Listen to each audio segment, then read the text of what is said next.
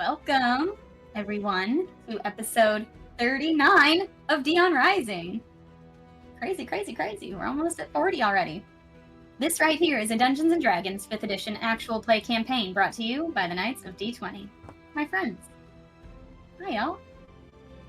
As usual, before we begin sharing our nightmares and allying ourselves with teddy bears, we have a few announcements brought to you by my friend who I'm tempted to make the KOD20 DM permanently so I can keep playing in his adventures. Bobby, would you please take the reins again just for a moment to give announcements? Of course. So I have two announcements this week. The first one is that I've heard through the grapevine that Melanie and Caramel, hosts of the oh my gosh, I just had the Casting biggest brain Friendship. moment. The Casting Friendship. You ever just have it Control-Alt-Delete right out of your brain as you're saying it?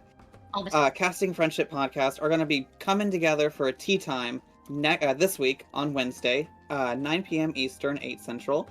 So be there or be square. They will know if you don't show up because DM knows all. Also, I have heard it on good authority that next week, next Tuesday to be specific, will be the 1-year anniversary of when we pre-recorded our very first session.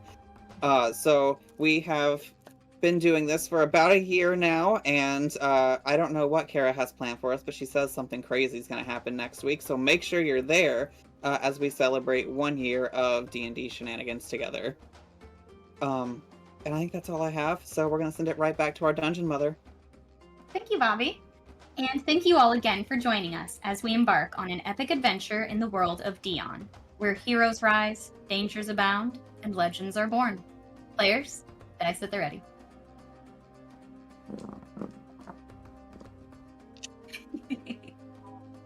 Okay, in episode 38, our party were whisked from their sleep into a dream, or more specifically, the nightmare of our own satyr prince Marroway. The party found Marroway's teddy bear, Sir Lavender, to be quite real and quite alive, at least in the magic of Marroway's dreamscape. Along with Uthimer, Marroway's trusty friend, the group and Sir Lavender worked to free Marroway from the grip of his longtime enemy soldier, a big bad wolf. The dream and what it meant remains Marroway's story to tell, however, as Uthimer had asked the group not to divulge that they were there to pull him out. We return upon Zata waking up from this dream, having lost his life in the dream battle trying to save his friend, but finding himself safely back at the fort of Varys Rash, overlooking the undying wood of Wawasite. Zata, you realize in this moment you've only been away from home for a little over a month now, though you might feel like you've lived a lifetime since you last saw your family. You find you are exhausted this morning, and that being said, I need you to take 1 point of exhaustion due to the mental tax, the sort of psychic damage of dying, even if in a dream.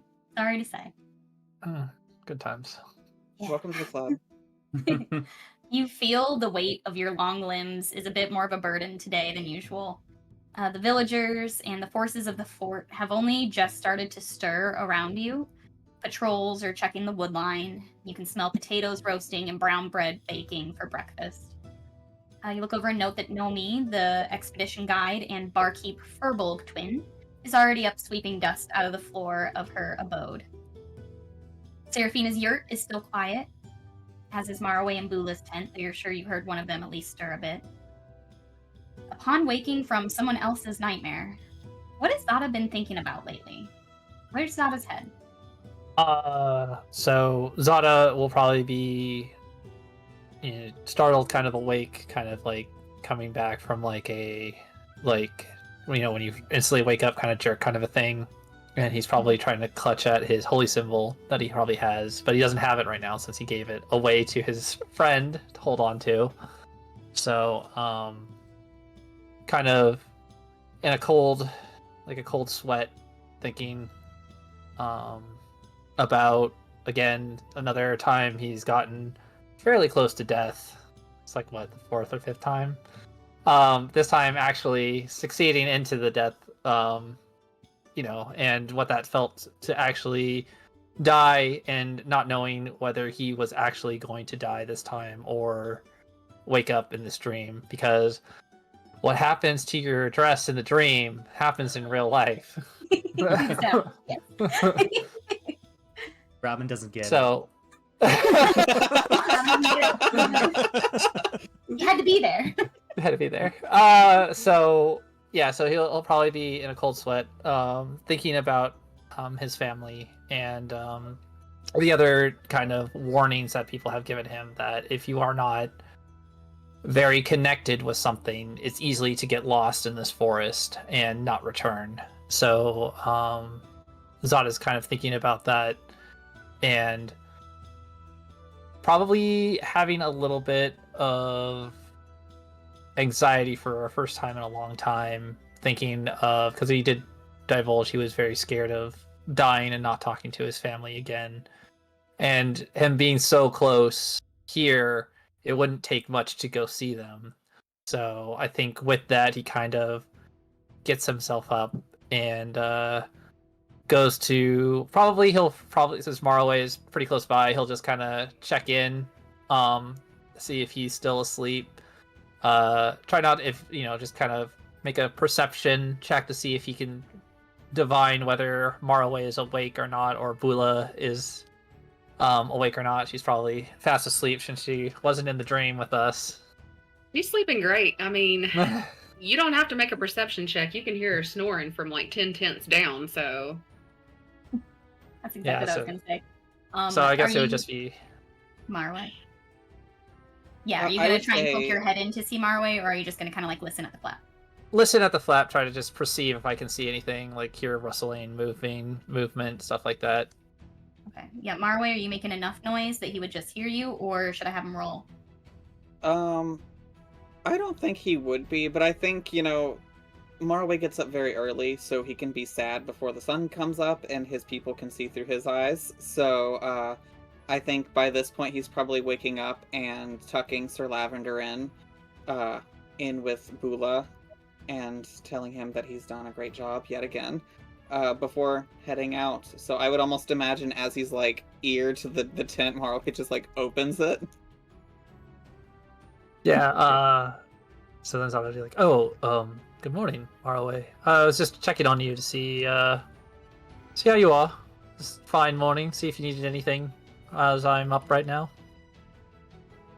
I think Marroway's face, the moment they open, it would have been like a face of sadness, of like tiredness, and then the moment he sees you, just kind of, good morning, it's great to see you! How did you sleep? Yeah, so, yeah, if you just need anything, yeah, let me know. Yeah, you do a good job, Marroway. Just wanted to let you know that. At what, sleeping? Yeah, I've been told I'm sleeping. not very good at it. Well, it's hard to kind of tell yourself, or, check on yourself when you're sleeping, right? But hey, you wake up every morning. Right. I probably should take your viewpoint over my own. So, what are you doing up this early? You look a little sleepy. Yeah, it was too much drinking last night. Probably stayed up too late. Just a little bit too much. But I just want to check on you. I know that you went to sleep pretty early. I just wanted to see if you're okay. Everything's great here. It's good to hear. Alright, well, just wanted to check in on you, and I'm gonna go find Killian now. I think I saw one of the Furball twins, if you want to go, say hi. I think his face just goes like bloodshot red. He's like, I don't know why you think that. And he's just gonna like scamper off onto the little hill that he was on, before he went to bed, so he can just write in his journal a little bit and write to his mom. Kind of just chuckle at that and then go off to find Killian and probably try to pass by Seraphina's tent, see if she's okay. Or her yurt, I should say. The dress is ripped in real life. Yeah, see if the dress is ripped in real life.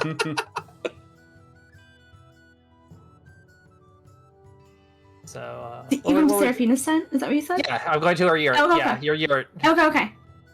So yeah, Seraphina kind of like wakes up with a startle and like checks her dress to make sure it's okay. As she hears you outside her yurt, she peeks out. Good morning. So Morning. sleepy. Yeah. It's been a night. So you remember everything that happened, right? It's not just a dream? Yeah, it was crazy. Seraphina like pinches Zata. Yeah, it's definitely not. Well, I couldn't even tell the real thing. 'Cause I felt that too. Yeah, kind of dying was an interesting experience. Not gonna lie there. Yeah, are you feeling okay? I mean, I'm alive, so something. So yeah, I just want to check on you, see if your dress was torn. And... Thank you. Seraphina looks at. Is her dress torn or is it not?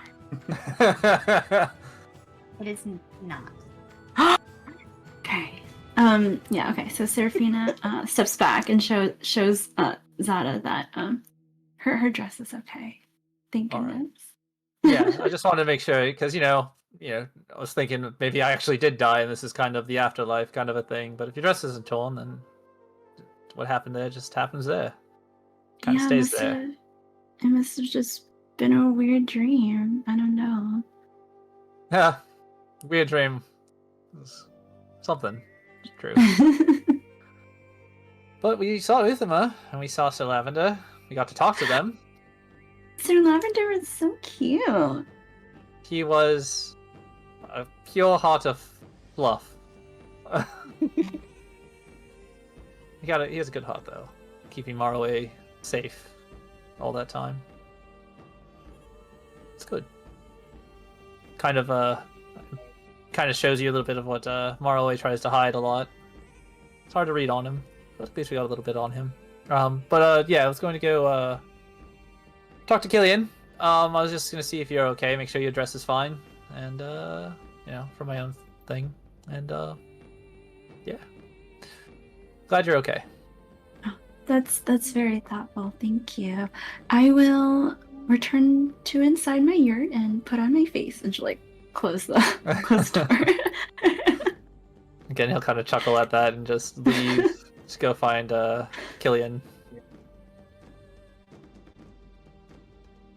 Yeah, Killian, I believe he said last week that he was sleeping inside the fort. Yeah. So I'll say, Killian, you were either able to set up a tent, or you could have even asked for a very basic barracks room with a basic cot situation. Yeah, after building Seraphina's yurt, he wasn't in the mood to put up his own tent, so he was able to find a spare room in the barracks. Killian will roll out of bed a little bit disheveled as to what occurred last night. Quite a strange dream. He just gets on his fatigues knowing that they have to go on the expedition today, so he's just kind of going through his morning preparations, things like that, and he'll kind of step outside and just begin kind of walking about, starting to look for everyone else. So yeah, trying to see Killian doing his thing. Zata's gonna try to. I guess he's gonna try to sneak up on Killian, see if he can pounce him from behind. Classic. This is gonna be with exhaustion. No so one this is but gonna be great. Zata. Let's go ahead No, and have no, Zata roll a stealth check All against right. Killian's passive perception. Oh, okay. So What- that was a 7 and an 8. So I have a +7 in stealth. So that's a 14. Dane, Okay. didn't you say you were looking for everyone? I was looking for everybody. My passive is 14. So you'll Beats it. yeah, you see me. Wait, tired I kitty see, trying to come I at see you. you. Killian, I would say you sense that something is coming at you. Feel the hairs go You up. get and how you respond is up to you. All right, so Zata's gonna try to pounce on me, and Mhm. as soon as I feel just the slightest touch on my shoulders, I duck down and flip you over me. Not today, Zata, not today. Yeah. Zata will kind of go like, oof, and then just kind of laugh. He's like, good today. Killian will reach out his hand to help Zata up. I had really weird dream last night. I don't know if it's just this place or what. But No, that definitely was a thing. you had a weird dream too? Yeah, I died. Okay, so it was like we had the same dream then. Because Yeah. you definitely died in my dream, and Serafina was there, and Eidos Yeah, was everyone there. was there. You know who wasn't there? Bula. Yeah, oddly she was not there. That was you'd think if anyone was gonna be there, it'd be Bula. But, Right? It's just very strange. Yeah. Quite strange. How are you feeling about all that? It was quite the. Yeah, well, I died, so that was. I mean, sucked. it felt real, right? Like it's not Yeah. wasn't just me. No, dying was very real feeling. Oh, and how are you handling that? I guess that's that'd be traumatic.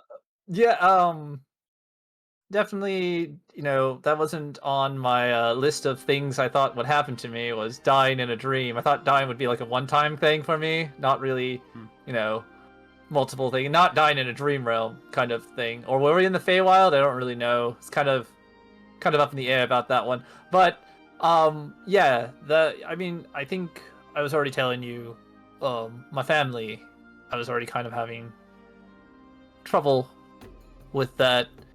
It just kind of reinforces that, again, I can die at any time, and I would really, really like to see my family. Since we're so close, I was wondering if I could try to convince you to maybe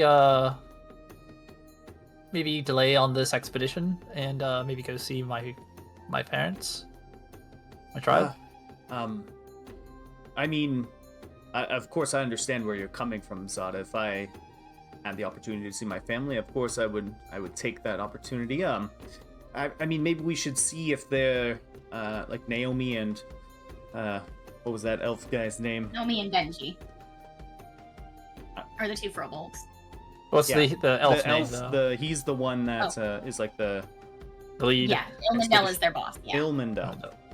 Well, maybe we can see if Ilmendel is open to delaying the expedition a little bit. Didn't really seem like there was a timeline Rush. associated with it, so. Yeah, I was just wondering if I could bend your ear to that kind of a thing. I don't really ask for a lot, but this feels very important to me. So if we could do that, I would greatly appreciate it, Killian. Yeah. Not really good with all this like emotional stuff, so I'm just gonna leave now. Bye. Turns around and just walks. I'm okay with it. I must know, does Zata literally walk around with his tail between his legs? I think his tail wouldn't Or be is it between his legs. It would be definitely flicking. Like, he's very agitated. It's definitely showing his inner frustrations and his inner dilemma. So it's definitely, instead of that like smooth like liquid kind of thing, it's more shaking all over the place, kind of whipping around frantically. Bad cat tail. I love it so much. And Killian just kind of seeing Zata abruptly leave, quite different from how he normally is. Hearing what he wants to say. What's your passive perception? Can I ask Mine, that? 14.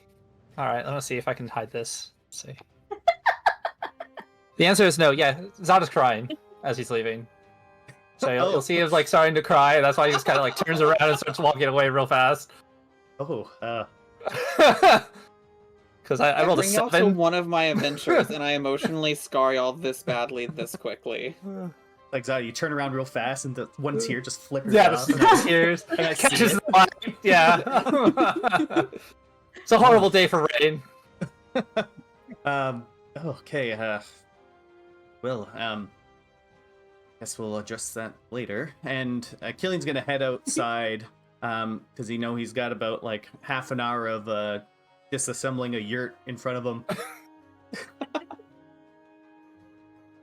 So at this point, I feel like Bula is starting to wake up, and she, of course, has her lavender. She, just like every morning, checks him over, tucks him in her pouch, makes sure that he's not going to be left and he's along for the ride. And she just kind of steps out of the doorway of her tent, and she stretches super big, and she just feels so well rested. I mean, she just had like the deepest sleep, and she's just like, scratching her belly and shoving everything bits back where they belong, and she's like, oh, you guys, I slept so well. I don't know if it's this place or maybe the ground's like spongy and sweet. I don't know, but like, did you guys sleep that well? It was great. I don't even think I dreamt. I just, man, I was just out of it. How about you guys? Yeah? No? Where's breakfast? I think Nomi, who's like sweeping dust out the front door of her little cottage, is like, yeah, I sleep great here every night. Couldn't agree more. So Bula's just, breakfast is on the fire. Come on in. Yeah, she's just chipper and awake and well rested and just looking for everybody else. Yeah, Zata, where do you head next? Would you be passing her, heading back toward Nomi's? Are you going to try and find your own place to be? No, I'll probably come back with like just a bunch of food because I know Bula's first thing in the morning is food, so I'm just gonna try to come back with something big and appetizing for her. And also, I feel kind of exhausted, so I'm just gonna get something good for me and everybody else. Kind of try his hand at cooking for everybody, maybe see how well that goes. Yeah, you're gonna, I think if you're in the fort after talking to Killian, you could easily find, like, the kitchens, where it's very casual. Like, people are in there helping. It's not like they're specifically, like, servants by any means here. Everybody puts in the work here.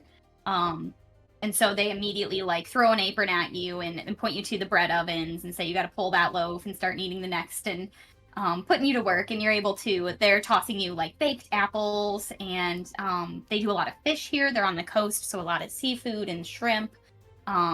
So they're putting this all together for you, as well as a pretty good variety of like root vegetables, some potatoes, and very like sweet onions that have been grilled all night, all kinds of good stuff. Right, because I'm making biscuits is really good for but it might get a little furry though. Be hair in the bread. I just love the further we go down this line, the more we learn that Zata is in fact a cat. I mean, all big cats do it. Even lions, they make biscuits. Mm-hmm. They purr in their Expert biscuit maker. Mm-hmm. Big old biscuits. Yeah, but you're able to help make breakfast for a while, and therefore you're able to walk out with a couple full, like, platters, like, stacked high with different kinds of foods. You got some veggies for Marroway, the vegetarian, and a whole bunch of meats for Bula, albeit seafood, but meats nonetheless, as well as some fresh hot loaves of wonderfully kneaded bread. And I think they'll even give you a little bit of, like, maple syrup to drizzle on the bread if you want it. There you go. So yeah, I'll just try to, like, carry all this stuff back using my excellent dexterity to hold this all like a professional waiter as I come back. Oh yeah, you've got like on each shoulder and on each. Yeah. Just like the whole thing is like all the way down. Yeah, and you go back and you find Bula is already chatting with Nomi, and Nomi has already handed her like some sort of like chicken drummy of some sort.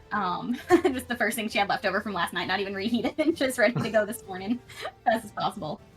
While the rest of food is baking, and you can see Benji is inside in the kitchen helping whip together some breakfast. He's pouring some fresh milk. Can I talk to Benji for a second? Yeah. Benji greets you as you walk in.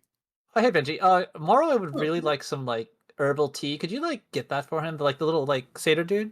You mind like going off and like just he was really interested. He said that you seem like you would know how to make some good tea. Yeah, he's pretty intuitive. How would you know? Yeah, I can make him some tea. Yeah, if you could bring that to him, I think he'd really enjoy that.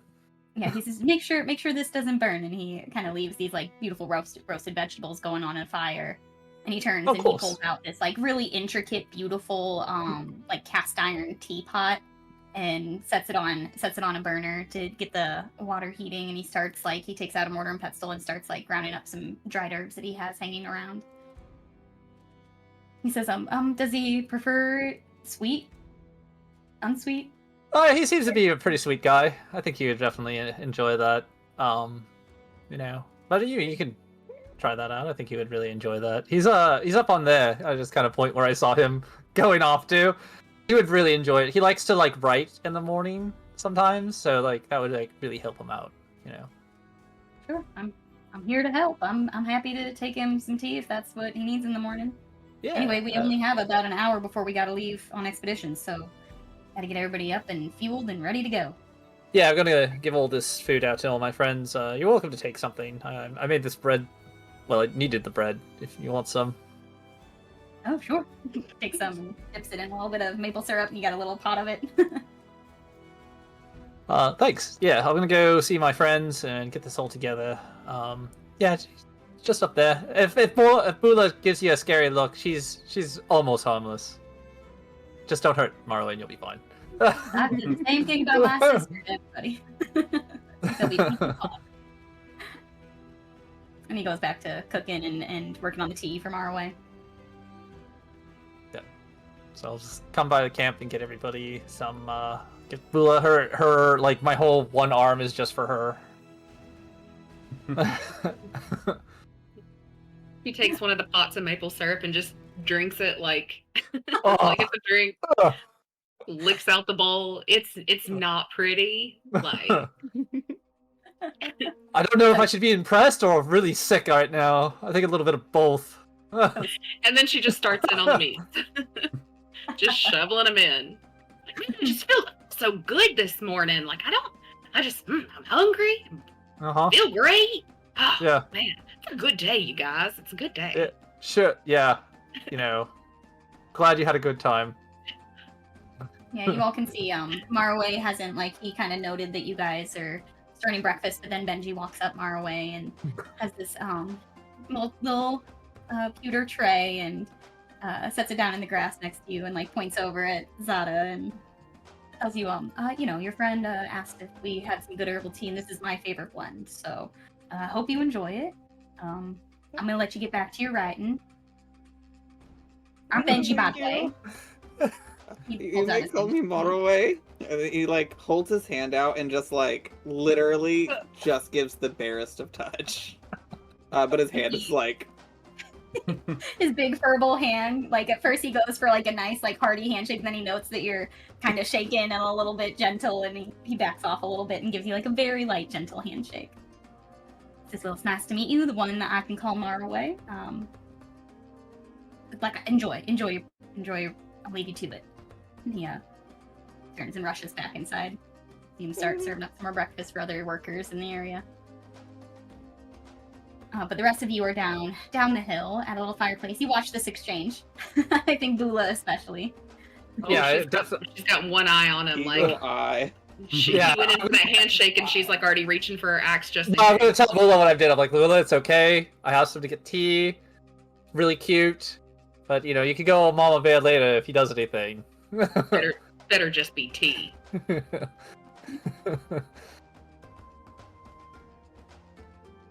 Here, have another drumstick. I'll have some more fish. Oh, I think Ado's probably. All right, well, what's the plan?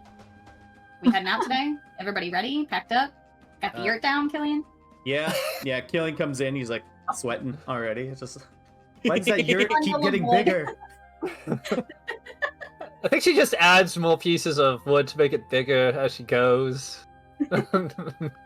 He needs some side rooms. A I sunroom. need extra space for Glitterbell. They're huge now. But Zata, did you have a chance to tell everyone what you told me earlier this morning? I was going to get around to it, but guys, we had a experience last night, and I was just wondering if we could go off, see my folks, not too nearby, or they're really close. I mean, we're on the same continent, right? Yeah, but... and this is a smaller continent than the Western, so you're a couple days walk, shorter time ride away. Yeah, we could. I was wondering if we could go do that. I'm just with the people that we've been talking to and interviewing and stuff like that, good emotional ties to keep us together and not wander off into the abyss. Sounds like something I would really like to go see, strengthen my bonds, see my family, get that all squared away. Because, death comes for us all sometimes in a dream, That's what they say. Bula's just eating meat and it's kind of falling out. She's like, what kind of experience did we have last night?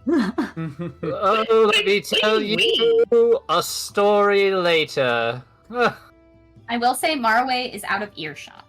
Oh, okay, if he's out of earshot, I'll be like, yeah, I'm so like we up got... on a hill, actively like sipping this tea, and then like doing like a little giddy like giggle, and then writing really quickly, and then sipping the tea, giggling a bit more, and then writing even more quickly.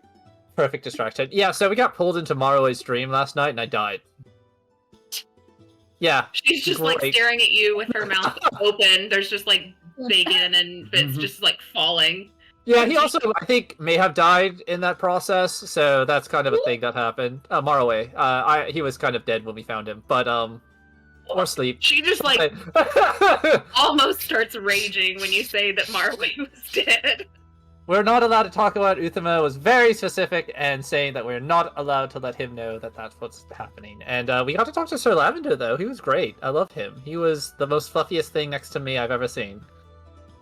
This is like looks at her belt where Sir Lavender is, and she's like looking at you and looking back at Marroway to make sure he's like not dead.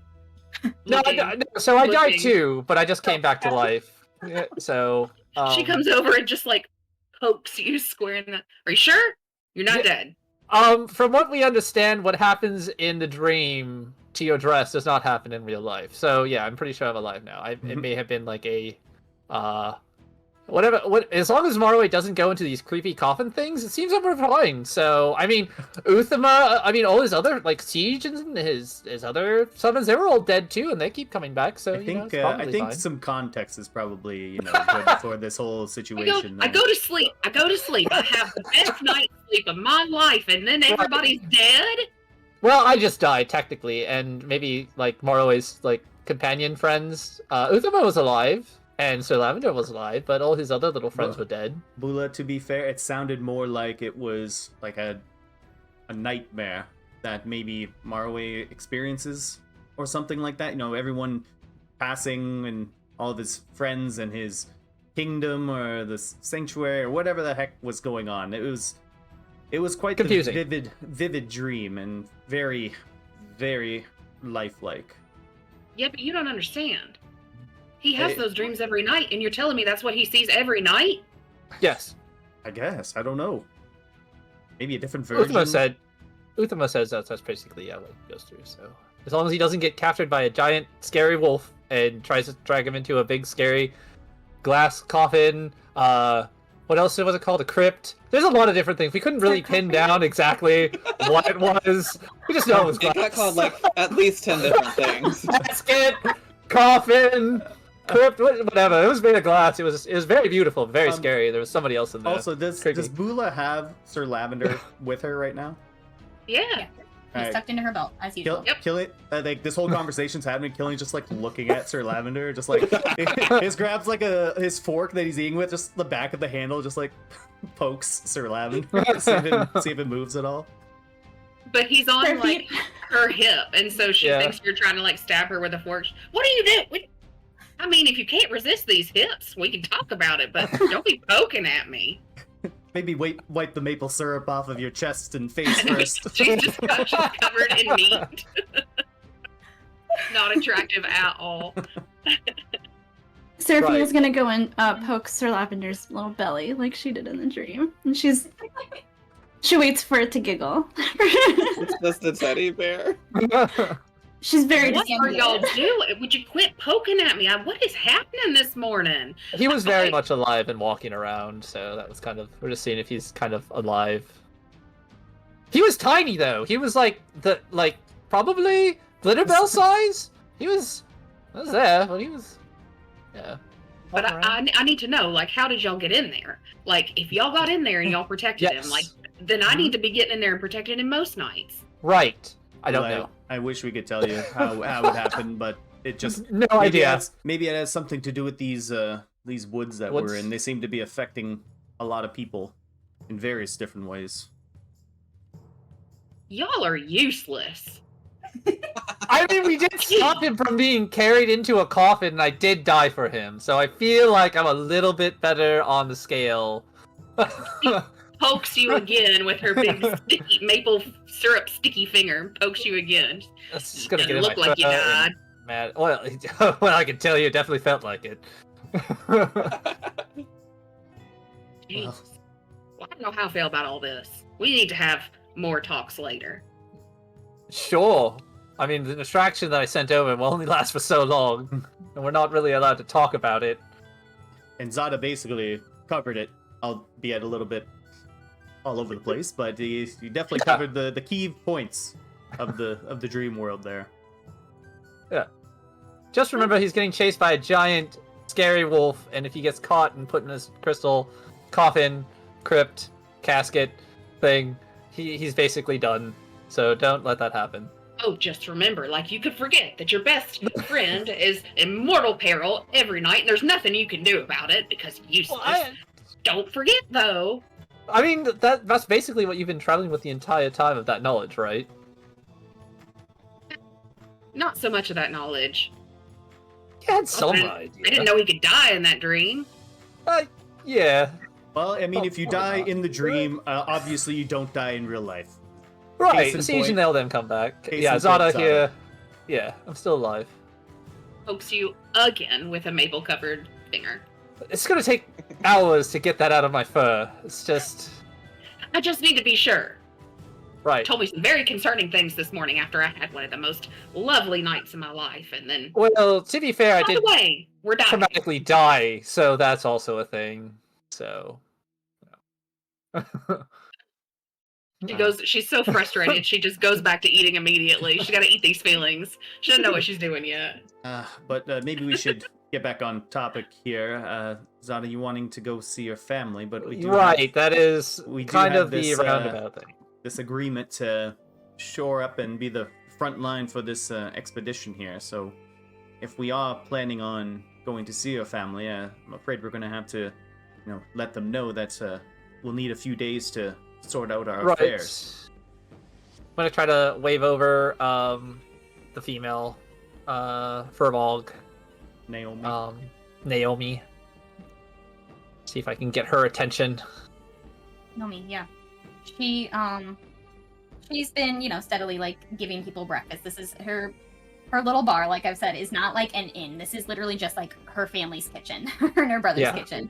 But people treat it like a bar because they're good cooks and they're good hosts and good friends. So people have been coming and going all morning and on their way off like night duty. So she's just hanging out in the kitchen with a couple friends, people who work around the fort. And she herself is just kind of snacking, grazing on the food that they're making. She sees you all walk in, and Benji's back to doing his thing in the kitchen too. She says, well, you didn't have enough breakfast, but you need some more? Oh, well, not that. So we're having a little bit of a thing. So I was wondering if we could go talk to your boss. We're thinking about we need a little bit of time. The whole thing of information that we've kind of got, kind of not feeling super connected, kind of disconnected, and I kind of don't want to get wandered into a forest of never coming back. And my family's pretty close, so we're thinking that maybe we should go strengthen those bonds, go see the family, kind of thing. Well, I mean, she looks at Benji and she's like, yeah, we had you guys take that sort of questionnaire for a reason. If you're not feeling like you're very tethered to something to get you out of the woods, we're not going to take you in there until you're right. So you can go talk to, Kara is having a brain fart right now.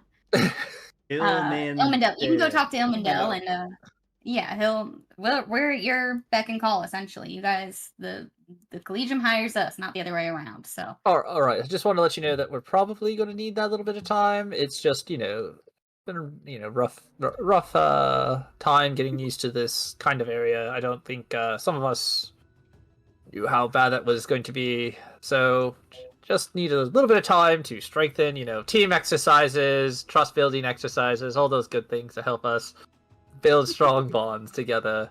All right, I'm gonna go talk to your boss. Bye. Bye.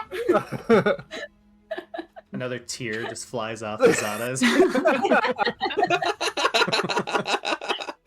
Just like Sweet, smacks wonderful. Killian in the forehead.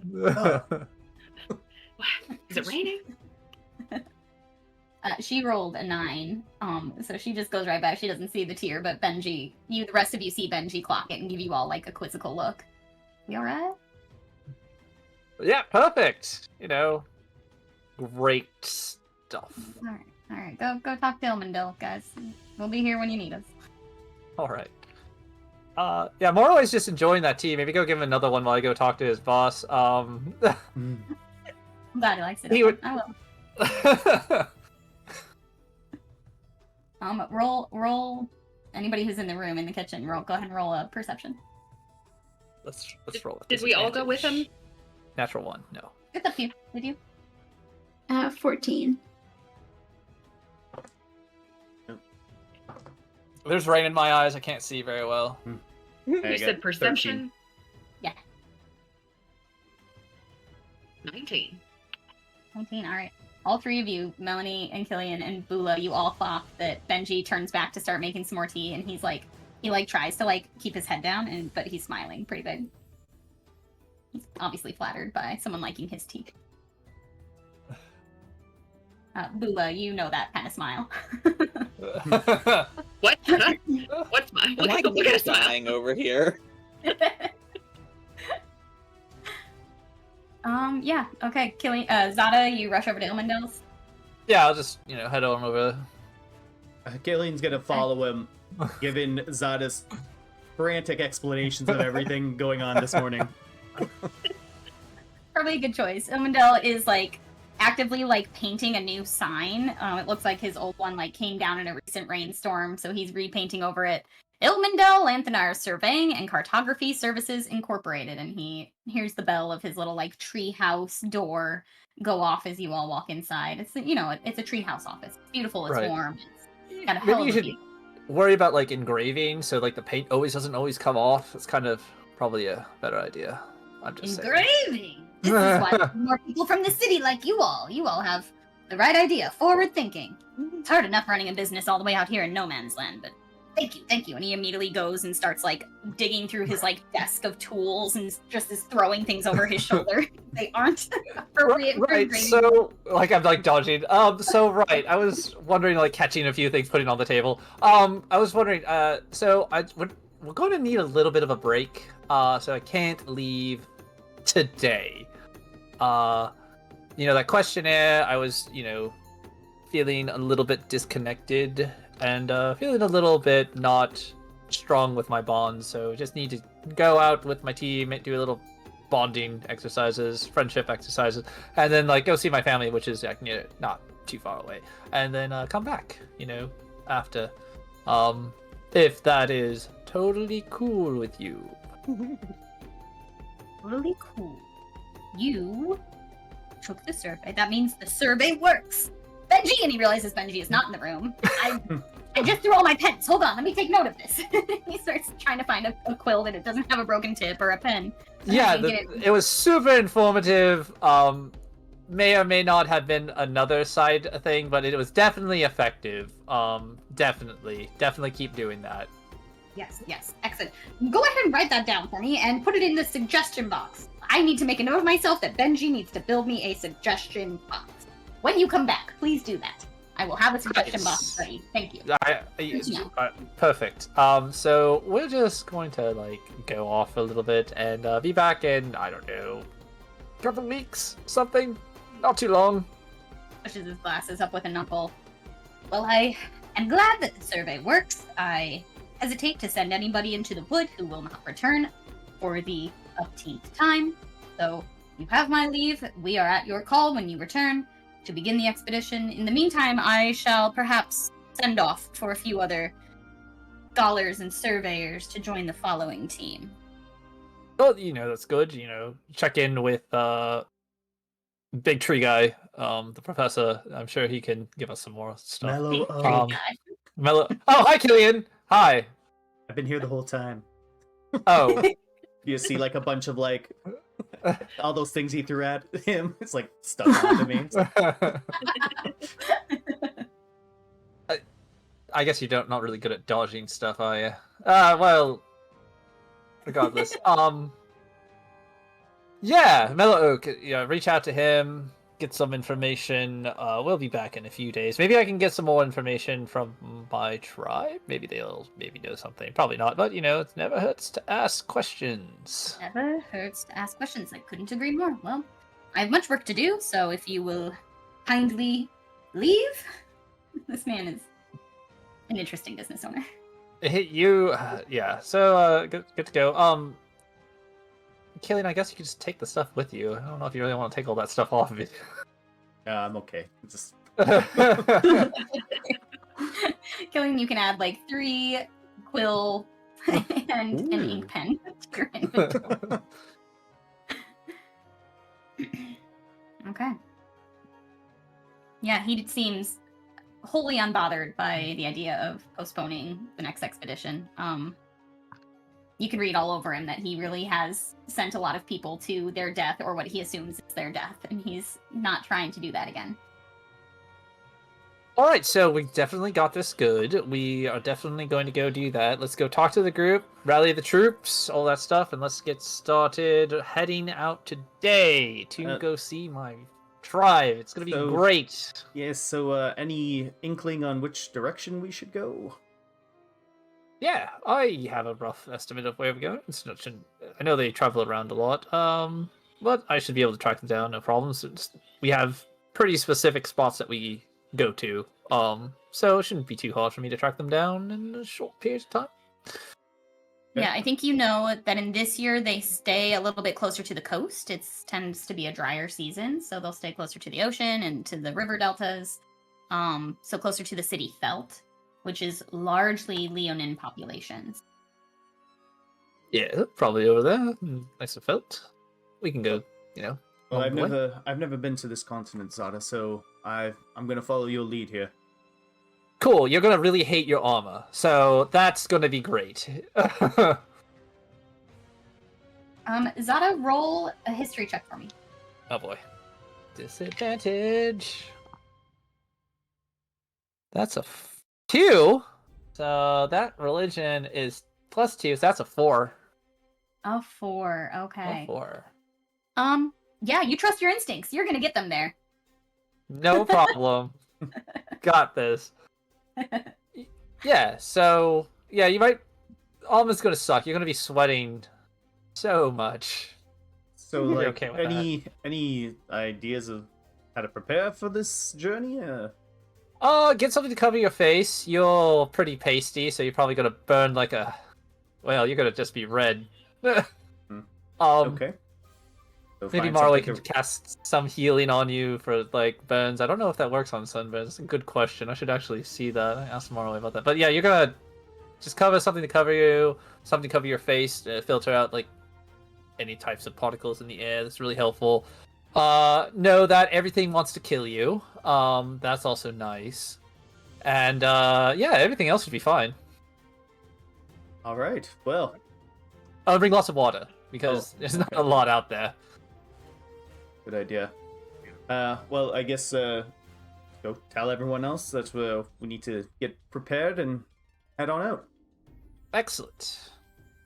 You guys come out of the door. You just about run smack into Bula, who is kind of following behind you, just slower. She's like, "All right, so I think what I heard was that we're going to see your family.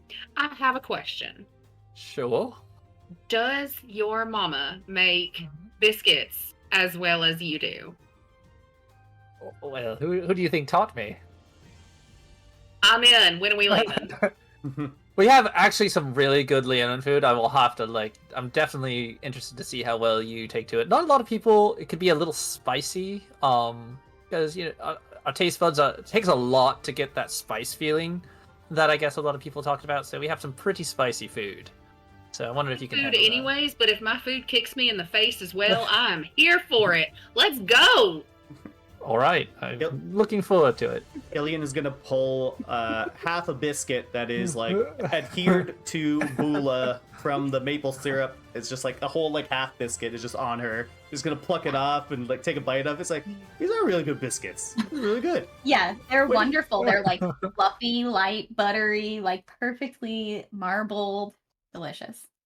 She's like looking from where you pulled out. She's like, "Oh, did I miss one? Did I miss any more of them?" Like, It's hard to say what you haven't missed, honestly, at this point. Pull a chicken drumstick off of your shoulder. Some fish bones. all right, now some of those I was saving for later. Come on, now, don't steal all my snacks. You have a literal bag of holding that you could put it on and not on yourself. It's easier access. She doesn't have to go rooting through a trans-dimensional bag or anything. There's nothing worse than losing your candy in the bottom of your trans-dimensional purse. It's the worst. Ugh. Okay. Seraphina is literally going to hate this. It is nothing but dirt everywhere. I would like to know what silliness Seraphina and Ados are currently doing just sitting at camp. It's like very not city environment. Yeah, so they're just chatting about how they think they're gonna get there, like wondering if there's a train or how we're gonna be making it to see Zata's family. Yeah, I think Ados is like, oh, I hope there's sleeper cars. I do prefer having my own room. The bar car is always nice. Oh, Such an elegant mode of transportation. I think the rest of you are like making a list of like, okay, we're gonna need this. Like this is gonna be an excursion across hot grassland and a little bit of desert. Hot grassland and desert. It's gonna be so fun. Yep. And at this point, we have a single large horse, celestial in nature, and a pseudo dragon the size of a large dog. Yep. So I think Zata, go ahead and roll a survival check for me, Oh boy. if you would be so kind.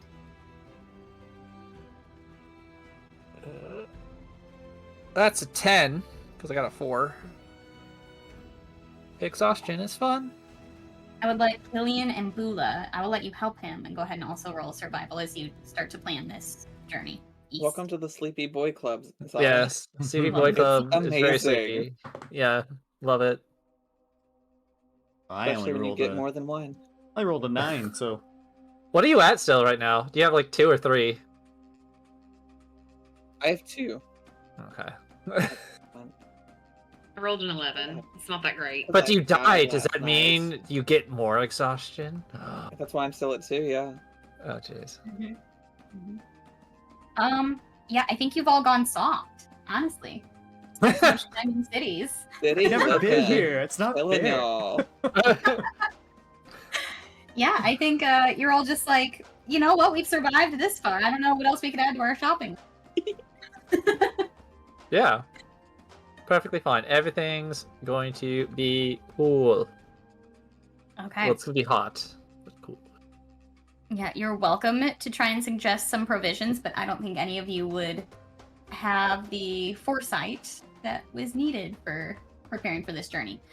Who's gonna let Marroway know the plan? Who is still up sitting on a hill, drinking a second pot of this herbal tea. That's a Bula problem. Marroway, I feel by now you've realized this tea is caffeinated. Oh no.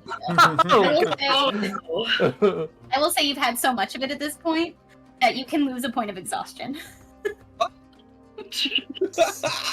Just tapped out. Until with we get that caffeine. crash later when I gain 2 points of There you go. exhaustion. When I have to carry you the rest of the way. Okay, so Bula's gonna go up to her very caffeinated little friend there. And she's gonna say, How are you this morning? You didn't come to eat breakfast with everybody.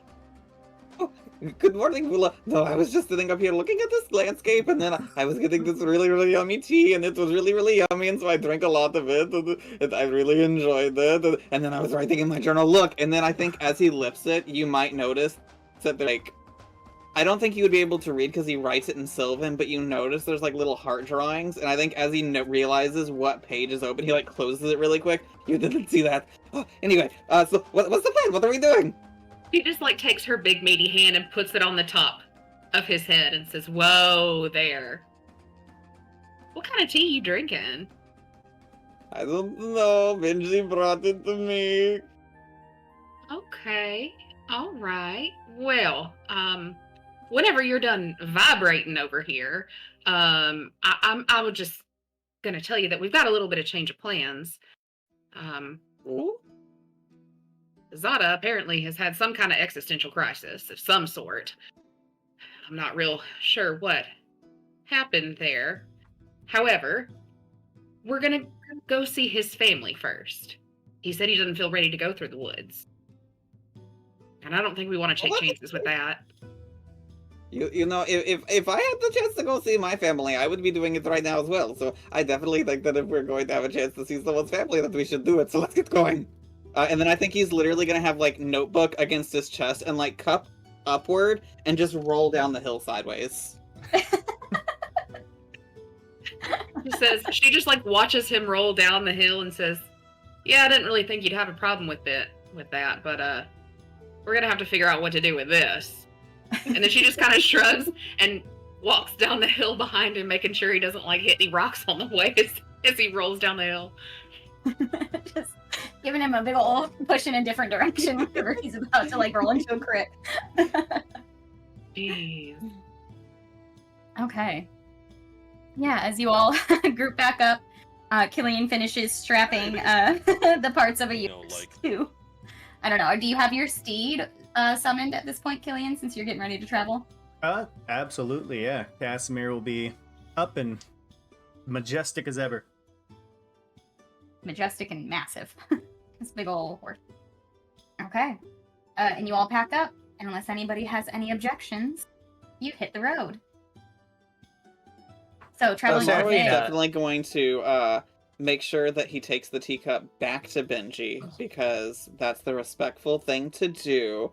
And I think it would literally be like him like inching his way in, or at least he thinks he's inching. Really, it's like, you know, step, step, step, step, step, because he's super caffeinated right now and he's never had caffeine before. And then he's just gonna like set the cup down a little bit louder than he wants to, and as soon as Benji turns, he's just gonna be like, bye, and then run away and like knock himself on the door frame again, and then take off. He doesn't even have time to respond. He just like, oh, okay, bye, be safe. Starts washing. You hear the sound of water pouring. Okay. So as we start walking, go ahead. No, you go. As we start walking, Seraphina will turn to Zata and ask, "So, what time is the train coming again?" Oh, you're gonna love this. The train, it's gonna come. It's magical. Honestly, it just comes out of the Oh my sky, goodness. and it flies Yes. in. Like, it's amazing. No, of course we're walking.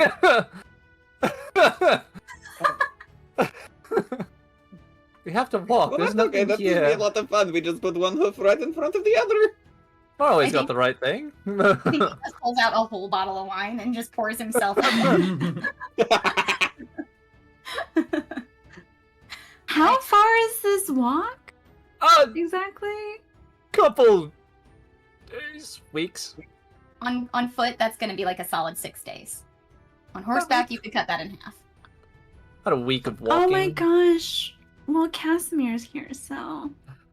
Yes, it is. I'm sure Killian will love to give that to you. Can't fit everybody, you know? Well, I'm gonna walk. It's fine. I just think we need maybe Seraphina and Eidos. Maybe they can like take turns, kind of like play a little game to see who gets on Casimir that day. We'll go first. I will go first. I'll volunteer. She like shoves Eidos. You sure won't. Melanie, go ahead and roll. He offers up a game of stone parchment shears. So go ahead and roll a d20. Okay. Just taking over Killian's mount. It's like... Seraphina has a 10. A 10. You rolled a 19, so he won the stone parchment shears. Gosh. And Killian immediately just like approaches with a glass of wine. It's like he You don't have to ask me. You gotta ask him. Uh, Points at Casimir. Casimir, I'm gonna roll him an animal handling. How about? Sure. That's a nat 20 on the die. Let's see what his animal handling stat is. oh, not great. Oh, the internet being slow because it's storming. His animal handling is only a +1, so that's a 21. But a nat 20, I think Casimir, just gives a little respectful bow of the head. As Seraphina sees this, she's gonna sigh very loudly and passive aggressively. Can you not ride Glitterbell at this point? I would never, and she kind of like pets Glitterbell. Glitterbell hisses at you, Killian. Make sure maybe we should definitely get you some walking shoes. I don't think your shoes are like super great for walking. I don't know. What are walking shoes? Oh, right. It's more like shoes that are flat. Yeah. No. Can you show little off heel to them. Can you show off your little feeties? Yeah, Melanie, describe the shoes that Seraphina's wearing. She's just wearing stilettos. Red bottoms. Truthfully, I don't know how you've been walking around in those throughout the She's like forest. sinking into the dirt. Oh, the trick is There's to gotta keep be some moving. enchanted shoes. Yeah, there's gotta be some enchanted shoes. You know, just keeping them barely above it. What you is- need is a good pair of trusty boots. And Boo like puts her big old fat foot down in front of you, and she's got these like thick like leather boots that are just like scratched so badly and dirty, and mud's just caked on them, and they have seen better days. Oh, Something I like that. boots. Seraphina pulls out like a rhinestone studded like heel boot. Heel. I think Marroway is gonna like hop up onto like Bula's back, Well, thanks, very though. like piggyback style, with his legs like shooting out in front of her, and he's like, "Or you could just get some nice hooves, then you don't have to worry about shoes at all." Or pause. I got those. It's very useful. But yeah, it's gonna be pretty rough walking 6 days straight. I think every time we've gone anywhere, we've actually literally had transportation for us. So this is going to be an experience for you. You're gonna hate it. It's going to be so much fun getting to see everything. Oh my goodness. Yeah. Seraphina just rolls her eyes and starts walking, and she's like sinking with her like heels at the ground. Yeah, like you like throw your bags over your shoulders. You have to hike up so many heavy skirts. Immediately sweating. Yeah, so Killian, maybe like we should pick her up some shoes. You got like a rough estimate. You know her shoe size, right? You put her year together, so you should know these things, right? Yes, of course. It transfers very easily. Yurt size, shoe size. Perfect. That's what I thought. So we should probably grab something. Something. I could use like some moccasin type of thing. It'll be like a little like looser, but then she can just tie it really tight, and it's a little rougher on the feet, but at least it doesn't really matter on her shoe size so much. Well, I mean, you don't want her feet to blister. Well, actually, she walks around in those heels. I'm sure there been plenty I of think that's blistering enough before in the torture past. for her bull feet. She probably has the toughest feet of anybody. Seraphina has a constant casting of stone feet or stone skin only on her feet. So we haven't left you the are- place, right? We haven't left yet, or No, you have not left yet. So I was going to say you're welcome to go into the fort, see if they can spare any just travel necessities, maybe a new pair of shoes. Yeah, one for Eidos and one for Seraphina. I think everybody else is pretty much covered. Yeah, if anybody wants to drop like 6 silver as sort of a donation in trade. I'm just gonna look at Killian pointedly because I have no money anymore because I used it all. all right, let's go. Poor Killian, such a dad. told you all to pack your water shoes. I said to go to the bathroom before we left.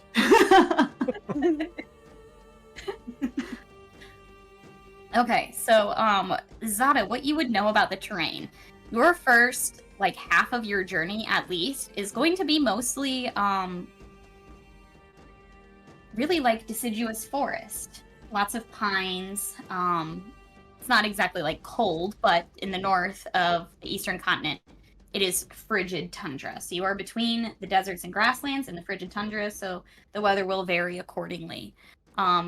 Once you reach far enough east, though, in the Commonwealth of Hargush, that is where you will find rolling plains of grass and little rain and lots of dust, especially on the well-traveled nomadic roads. From there, you'll have about 2.5 days on those kind of terrains. So I will, as you all set off, Seraphina in a pair of ugly shoes that I think you will now let your dress cover so no one can see. The first time she puts them on, like a tear rolls down her face because she's never felt comfort in her feet before. I think Ados is like actively like smirking at you. Although he also had to change out of his like patent leather shiny thigh-high boots. He's just trying to take it on the chin. And as we set off, let's go ahead and take a quick 15-minute break. Welcome back, babes. Thanks for waiting. We always do get to chit-chatting. Take a little bit longer. Anyway, our adventurers were setting off in a different direction than initially intended, deciding to take a side journey to see Zata's family with the Redmane tribe all the way over on the coast, the very far eastern coast, nearly the easternmost point of the known explored world. To do so, they have several days of on-foot travel to get through in deciduous forest in relatively mild, moderate terrain before they will hit the long grasslands of the Commonwealth of Hargush, where the tribe would be this time of year. So, all that being said, we set off on foot, and I would like, whoever would like to help kind of lead and take a bit more of an active role in this journey, to go ahead and roll survival for me, please. Just a survival check. Perfect. Let's go. Disadvantage. Just did that. But I'm far too giddy, vibrating, and flustered to do anything with my 6. Are we just given the help action or anything like that? Or You are welcome to tell me how, if you would like to give the help action to someone else, you're welcome to, and tell me how you're going to go about that. Otherwise, you're welcome to take on like a specific role, like if you're going to scout ahead, if you're going to be looking for hunting and food and gathering, supplies, gathering fresh water along the journey. You only have so many days of provisions. And at least in this part of the world, you can do some good hunting and freshwater gathering up front. Not to break the survival aspect of this game, but we do have both good berries and a decanter of endless water. You sure do. You sure as heck do. So, outside of those things, you're welcome to tell me how you're going to contribute to the journey. If you're just going to help someone else with their role, if you're going to actually just like lead the trail, try and be a wayfinder. Bula rolled an 18, and she's mostly just keeping an eye out for danger. So she's protecting, she's watching, she's trying to keep an eye on every little movement in the grass and everything that flies overhead, and kind of straining her ears to hear things. So I think in that, as she's looking for things that might attack, she could also identify like, hey, there's a thing over there we could probably eat. Yeah, Zata is gonna scout off ahead and also look for food, because he knows Bula living off of good berries is probably not going to be the greatest thing for her, so we're going to try to find some fresh meat, stuff like that to hunt for her. I got a 13 with disadvantage, so not terrible. Not terrible. Start gnawing on your arm or something. Yeah, I think Zata, the way you would help the group most, you are still in the kingdom of Wawasite, which is largely druidic, and there are groups of people who live within the woods here. They don't really gravitate towards city living. There is another fort of Eltes that you will reach by the end of your first day. And so there's just sort of like walking paths and trails, like nature trails, and like very much hiking through the woods. There are paths, and between you and Bula, I almost said Robin, between the two of you, it is a relatively safe journey for this day. Following these hiking trails, and you manage not to get lost or to be surprised by anything. It doesn't appear there's much. This isn't like the wildest woods ever. This is a woodland full of druids who keep the woodland sacred and safe. And even the fierce beasts of these woods will maintain their distance. Does anybody else contribute anything to maybe speed the journey up or anything like that? Are we there yet? I feel Probably like we've early been- afternoon when you're asking. No, we got quite a ways to go. It's got 6.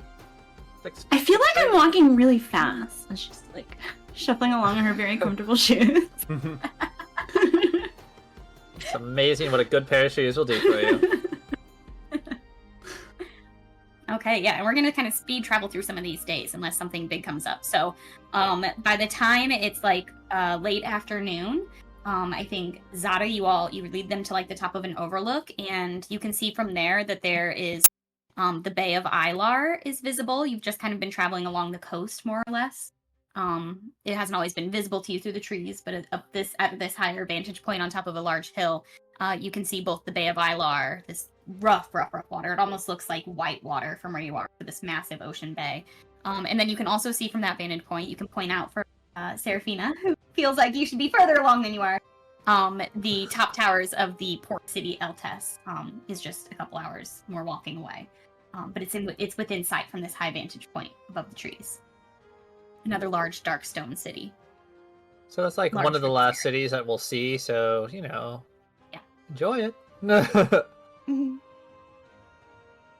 Okay. And as you all spend those last few hours, unless you have anything you need to sidebar or do in the meantime, we have many days of travel, so you've got time. You find yourselves at this, it's a large walled city. It is not like the cities you've been in. It is one large, almost like a castle built here in the woods. Dark, almost black stone.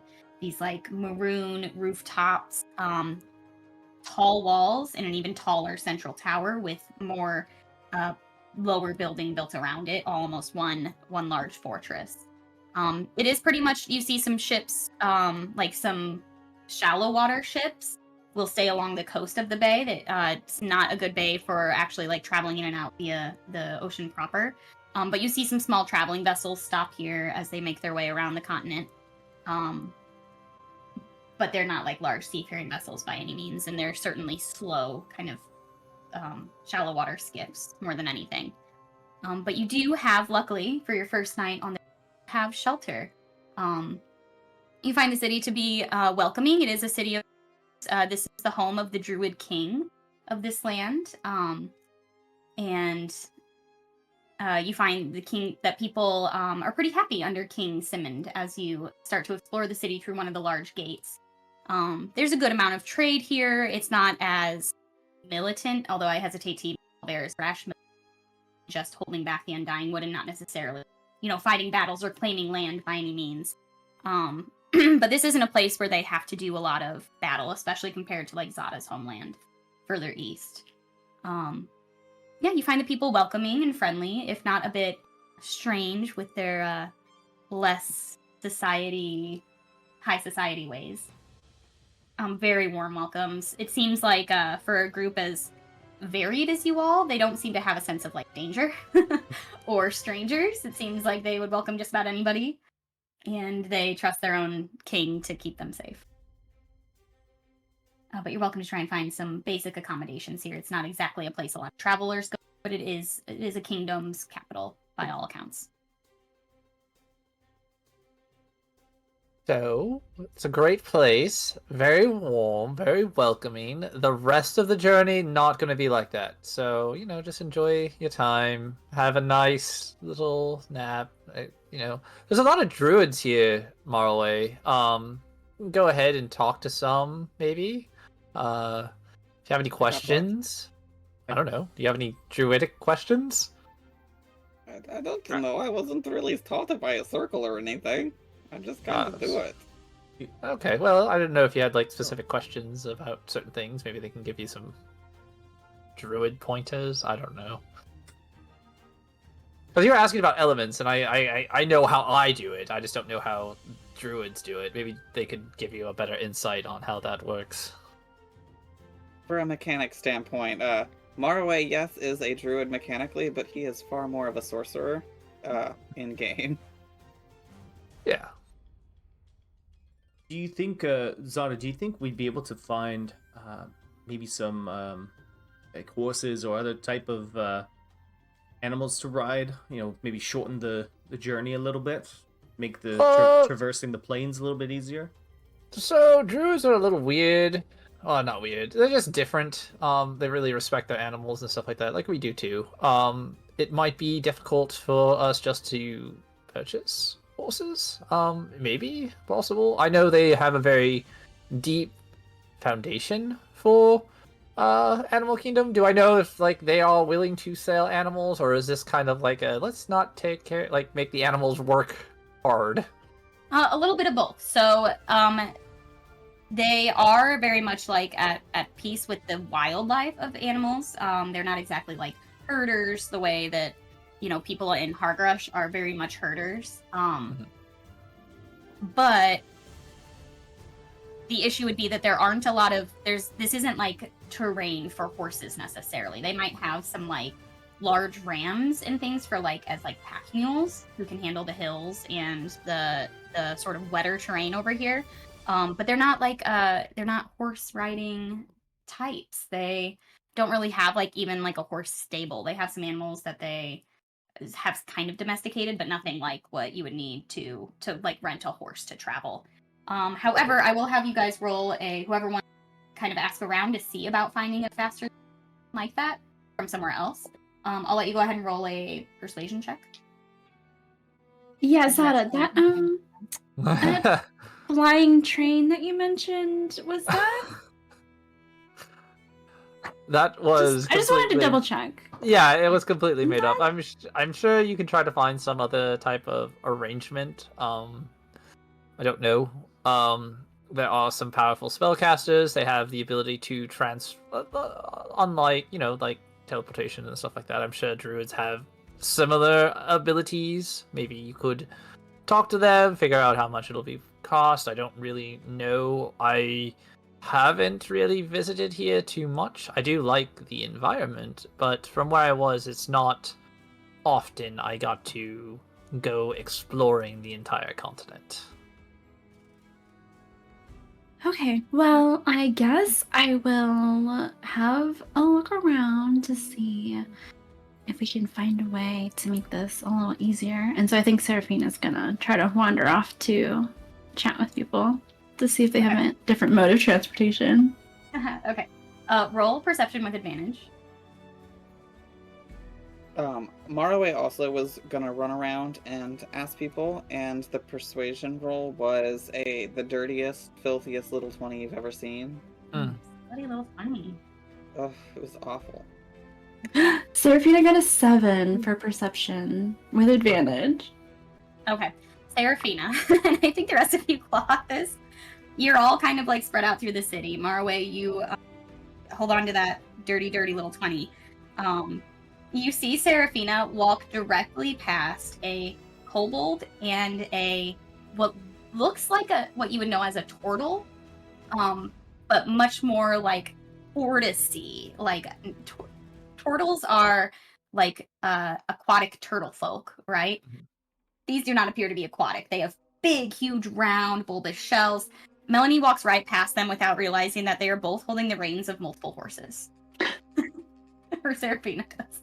So Marroway, you are welcome to approach these two that you clocked only because Melanie just like past them while looking for a train. Oh, bless. I think Marroway would like grab her and be like, "Hi, lol," to the turtle. It turns to you, so does the kobold, that they appear to be like having like a heated-ish argument. They both turn to you and say, "Hi-lo." Hello. Hello, Bula. we were looking for a quicker way to possibly get somewhere, but we really don't know where. Do you know how to get where? I know Possibly a where to train? go. We have heard about the train in the area. Yes. They kind of look at each other and they say, "We need to finish this conversation." The tortoise says, "We need to finish this conversation over some whisper grass. Let's take this inside." And they take these horses, and roll just a perception, or actually roll insight. Anybody who's here having this conversation. So Bula's like staying super close to Marroway, especially after, the whole Zata saying he died thing. So she's just kind of trailing around to make sure he stays out of trouble. So I guess she would be there, but she's not really part of the conversation. Does that count? Sure. Yeah. Okay. It's a 23. Ooh! And a nat 20. Oh, baby. Yeah. Beautiful, beautiful. Which Okay, would make yeah. it a 21. Beautiful. Okay. So Yeah. much insight. Marroway and Bula, you both notice that the horses that they have tied on leads, they don't seem trained. Like, as the kobold, like little small kobold holding like, a couple horses on a lead, and even the tortoise folk have to like really coax these horses, and they try and like tie them off to like a nearby fence, and the horses don't seem trained, or like they seem wild, both of you. But regardless, these two kind of say like, come in if you want to talk about, the kobold says, come in here if you want to talk about travel. We might have something we can offer. And they lead you inside this little stone building, little outbuilding. And there's just Is Zata smoke with us? like, I'm here. I just not saying anything, so I'm tired. And Oh, I no, can't... good. He's the one who knows where we're going. I was just making sure Zata was with yeah. us so we didn't walk in here and be like, Yeah, so you walk into this building, and from the open windows there is smoke, this like very like sweet smelling smoke just like wafting out of this building. It looks to be like a tavern in build. There's not a drink of alcohol in sight though. This is a smoking tavern. And they gesture over to a large round booth and motion you all in and give a nod to one of the like servers. Who brings over this like large low bowl that has all these little like pipettes coming out of it, that is just wafting out little bits of smoke for a group to share. is this a hookah lounge? It's a bit like what we would know as a hookah lounge, only they're smoking whisper grass. Could I make a medicine check to see if I would know if that has any medicinal properties? Sure, you sure could. I'll also say Killian's not with the group. He's off kind of exploring the city. Okay, wonderful. It's a 17. Okay. I think Ados like immediately is like, yes, please. And you can kind of like note from his demeanor, and you kind of like watch him, eyeball him as he smokes this substance. You take a look at like the actual leaves that are burning within, like you open up you take out one of the little pipettes to see what's actually burning in there. It's like a bunch of what looks to be like really long grass strands kind of bundled and laid on top of these like hot coals, so they're constantly at a nice like slow smoke. They're like slender, they're silvered veined. They kind of like shimmer in the dark in here. It's very dark stone building inside, even though it's just like dusk outside. And it's got this like musky aroma, and it's a bit like minty and a little bit like cedar. So it's a nice smell. With that 19, you watch 17. as Ados, he gets a mild euphoria. He is like, you can watch him get a little bit more reactive emotionally to people. Like he's kind of like actually really watching people and not able to like mask him reacting back or like matching their emotions a little bit less than usual. He's moving a little bit slower. His eyes get a little bit more glazy. Every now and then he just kind of like fades off what he's saying into a whisper. Yeah, he just kind of like, whenever he's not like actively in conversation, he's just kind of like looking around the room, watching people, and like giggling to himself a little bit. It doesn't seem like it's hurting him by any means, but it's a type of high for sure with that medicine check.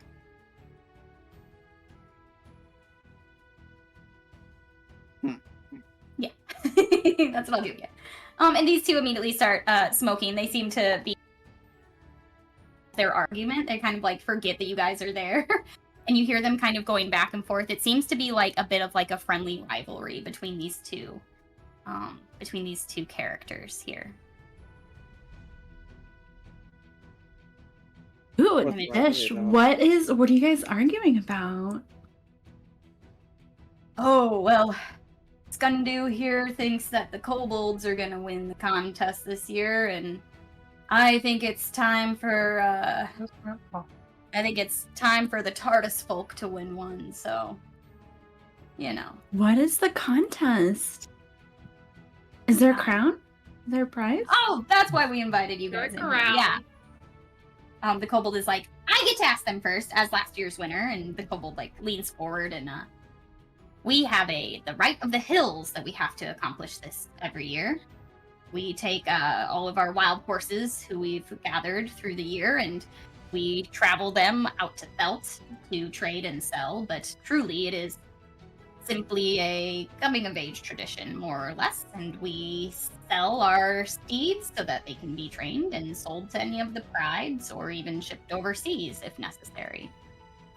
But the kobolds of Gokji and the TARDIS folk of Norksajun have had a lifelong rivalry, and this year the kobolds are gonna take it again. The TARDIS folk leans back and says, I don't know that you know what we have up our sleeves this year. And he seems to be plotting a little bit, and the friendly rivalry is getting a little bit less heated now that they're inside and smoking this pleasant herb. Is it your arm? Ha! Don't give away my secrets. The kobold says, as last year's winner, we get to bring in a little bit of outside help if we choose to. So if you would like, and you need to get, you said you were going east? Yeah, we're actually going to the Felt, so that general direction. Quite convenient. Well, you, friend, seem like you're a local, that you might know the area, yes? Yes, Interested. Are you with one of the tribes? the Redmanes. Excellent, wonderful. I believe they'll be there to trade, so small world. The craws may pass again. Well, if you so choose, we could put you on some of the trained steeds and you can be a part of the contest. And there might even be, if we win as the kobolds, we could give you a bit of a boon at the end if we win. What happens during the contest? Well, what happens is up to the land. We do the contest to respect the land and show it that we understand that what is taken may also be taken back, and what is given should be given freely. And all of that just means that whatever comes needs to be dealt with, and that it would be on all of us to make sure that as many of the horses make it east as possible.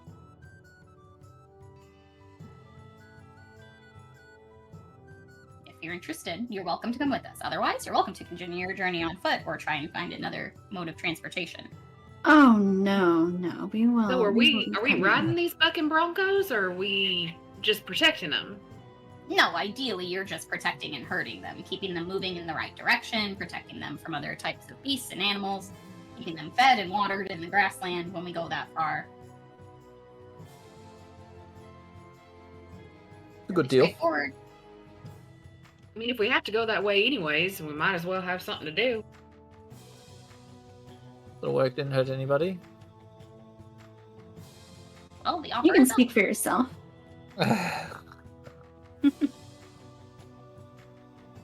You won't have to walk. I've already walked far enough.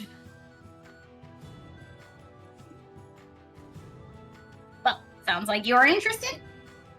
Yeah, why not?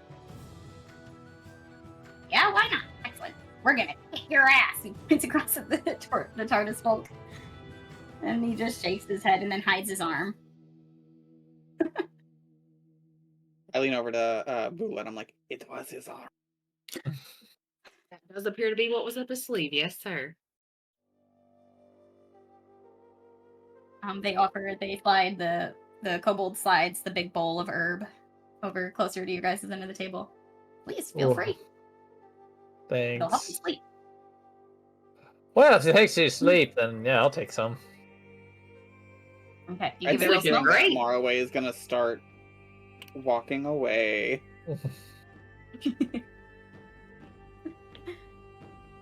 Yeah, Zata, you see why Ados feels so good, and you and Ados both, after smoking this, you're gonna have advantage on nature checks for the next 24 hours. Ooh, And you have improved insight. You have a +1 to your insight when it involves beast. nice.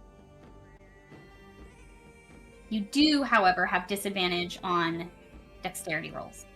I already have that anyways. It's fine. But for Ados, that is a new status effect, so I'll tell one of you to remember that that's the case in case he needs it. Should I roll for him? If it comes up. He doesn't have to. He's not doing a test right now. Check right now. It's for the next Okay. 24 hours. Okay, perfect. But you feel good. You feel sleepy. You feel even heavier, even more exhausted. But it takes a it takes a bit of a mental toll on your mental acuity. Yeah, sleep sounds great, guys. I'm just gonna just starts falling asleep. Like there at the table, head back. And who hasn't been there in the hookah bar? Right?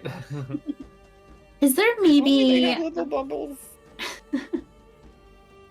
is there maybe like a little bed and breakfast nearby that we can stay? Maybe one with a spa? There are many beds, and there will be breakfast in the morning, typically. I don't know where you will find both at the same moment, though. Breakfast won't be for about another 9 hours. Doesn't seem to understand your question.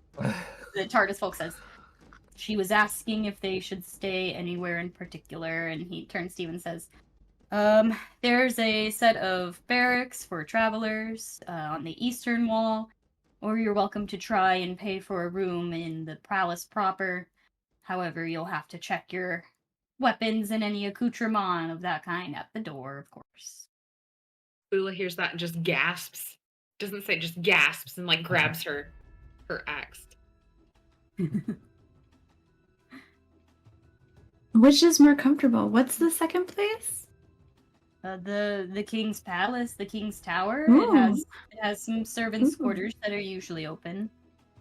We aren't exactly living fancy here, but you may find a feather bed there, more likely than in the barracks. I say we go towards the feather beds.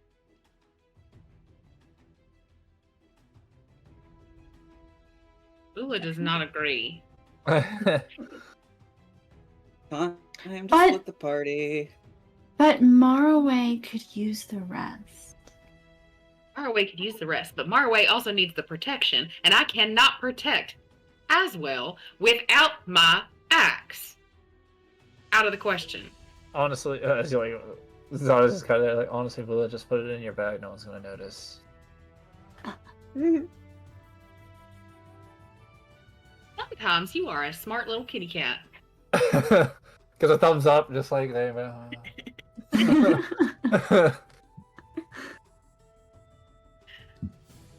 She starts to immediately like put all of her like bigger weapons down into her bag of holding.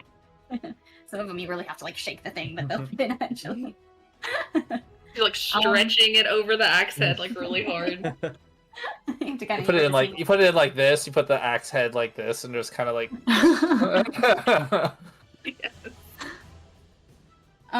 Killian, flashing sideways. Are you looking for anything particular in the city, or kind of having an explore? Killian wants to see if there's anyone that is like any kind of like blacksmith or anything like that in this area or in this city. Okay, sure. Roll just an investigation. Alrighty. 14. 14. Okay. You are certainly able to find a large, especially for this area that's not like very militant, you find a large blacksmith, like a whole forge basically. And what you can find really is like just like the smoke output And you can smell the smell of a forge from a mile away, you yourself. So you find the output coming up out of the ground in like what is otherwise pretty much an empty courtyard. And you're eventually able to deduce that there's like a small little like structure with just a door, no windows, and you can deduce that this is maybe part of this structure, and it does in fact, when you open that door, have a set of stone stairs going underground. All right, I'm gonna follow the stairs down. Okay. You hear, I mean, immediately upon opening that door, speaking of metal, even this late at night, it seems this is a forge that runs 24/7. You hear loud, gruff voices, sort of arguing back and forth, talking, barking orders, and you head down, down, down these long stone stairs and come out into this large, open, warehouse-sized room with like multiple different forges. You can see the smokestacks that raise up to let out above the ground, and you see just like wall-to-wall dwarves here, like more dwarves than you've seen one place in a long time. All communicating very quickly with each other and all at work in some form or other, making not exactly weapons, but just lots and lots of metal implements for daily use here and for the kingdom. Yeah, so I will. Is there like, I mean, anywhere that looks like a desk, a workstation? I know it's probably just, like you said, wall-to-wall dwarves or anything like that, but anywhere in particular where someone might, talk to a dwarf to order things or anything like that? Yeah, this isn't exactly like a shop, but there is like one long oak table that runs down the whole entirety of the room. And it seems that that's where they're going to like look at plans, unfold parchments, like talk about what their next steps are, all that good kind of stuff. Looking at schematics and things. So you're welcome to approach like one of them who has like a whole stack of schematics that he's explaining to like an apprentice. Yeah, so I'll go up to some of these dwarves that are having a conversation. Hello, my good dwarves. How are you this evening? Well, hello. We are well, we are hard at work. Life is grand. How art thou, human? I'm doing quite well. I was hoping that I might be able to rely on some of your dwarven ingenuity in a small project. Probably a very quick one as well, given, the renown of the dwarves' skill. He rolls up the schematic that he was looking at and hands it off to his apprentice. Him over to a forge and says, "Try it again. Do better this time." And what's the project? And what's it pay? So Killian will pull out the bullets that were given to him by Kittenberry, and he'll say, "So I was given to these by a friend of mine, and she told me that it might be a good idea to get a mold that I could, bring around with me in case on my journeys I need to, visit various areas. I could have a blacksmith whip up more of these projectiles here." Interesting. This is for a sort of pistol blunderbuss kind of situation, yes? Yeah, Killian will pull out his gun and show it to him. And he appreciates the engraving that Kittenberry did. One side says in like more rough script Kittenberry, and the other side says in like very like almost hard to read cursive, Chiffon Foxglove, your friend, on either side of like the handle, and she's like refinished and repolished it. And he admires the handiwork and flips out the ammunition tank and puts it back and gives it a sniff, a good long like, yeah, that's good stuff. All right. Well, yeah, I think I can easily make up a mold of these. Could you, if you are willing to leave me maybe 6 for the next couple hours, we can get this done pretty quick. Yeah, absolutely. Not a problem. We'll be here probably overnight, I'd imagine, and head out in the morning. So if you could get this job done before then, that would be greatly appreciated. He puts out a big old leather-gloved hand. "Door Grotten Grey Brewer at your service," and gives a big old shake. And Killian will grab his hand with the same equal strength. Killian Sodriff. Good to meet you and good to work with you. Leaving this, come back in the morning with about 3 gold for the metal, and I'll make even on it. Will do. Thank you very much. He flags over another apprentice, and you can see him start to like unroll a fresh piece of parchment and start to like draw plans and measure the size of the bullets that you left him, and he gets right to work. Beautiful. And then I'll leave, and I don't know where everybody is because everybody's gone. So what I will do to find everybody, I'll use locate object, and I will use it to find the little bracelet that I had given to Seraphina. Okay, easily done. You follow this sort of like pinging in your mind's eye or your literal and I like to imagine it's just like almost like a trail of like only that I can see out of my eye, and it's just like a little like starry path that just leads to wherever I need to go. Yeah, exactly what I was picturing. Yep. And you navigate through this like, by all accounts, like medieval fortress of a city, and you're able to find your friends as they are probably getting ready to leave or leaving what appears to you to be some sort of bar on fire, judging by the smoke coming out of it.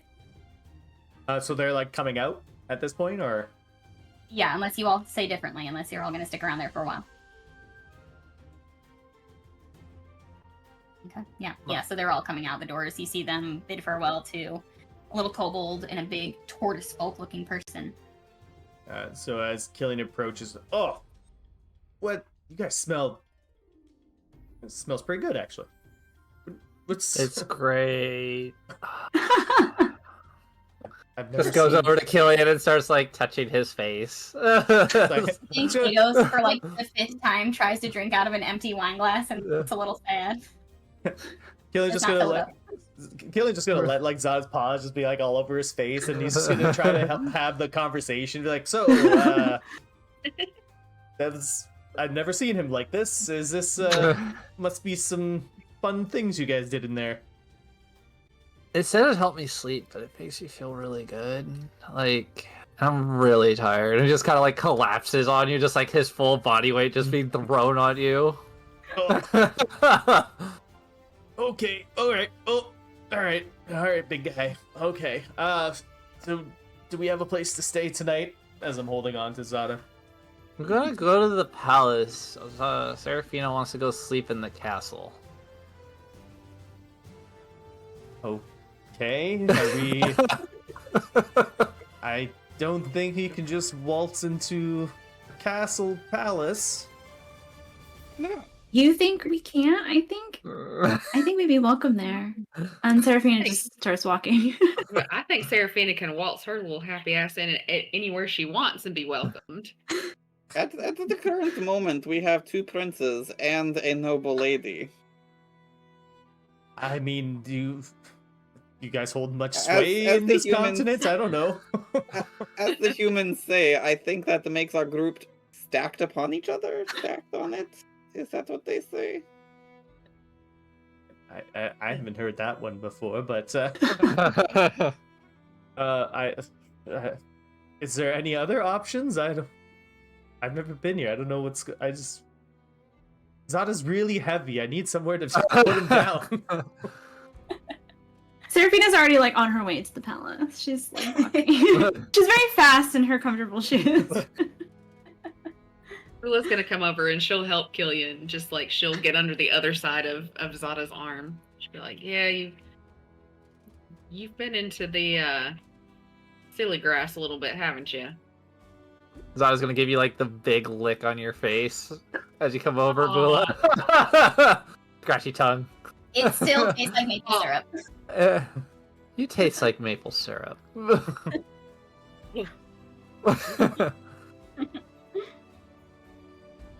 Okay, and you can all follow Seraphina uphill. You're essentially like weaving back and forth between series of walls and buildings, just heading toward the tallest tower, because that is what makes sense in Seraphina's head as the palace.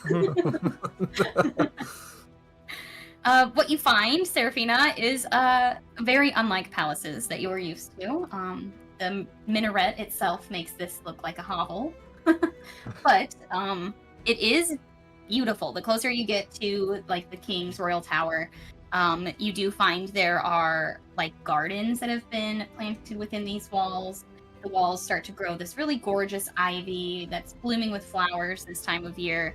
Lots and lots of like actual like vegetable and fruit gardens, even some fruit trees that may not necessarily grow here easily as far as like location and climate, but are growing and thriving here. Large, lush fruits growing everywhere you look, and people are just walking and enjoying the gardens and picking fruit. You see some druids like lay hands on trees and whisper different incantations or prayers or something that you don't understand, and it just makes you feel like the trees are happy here.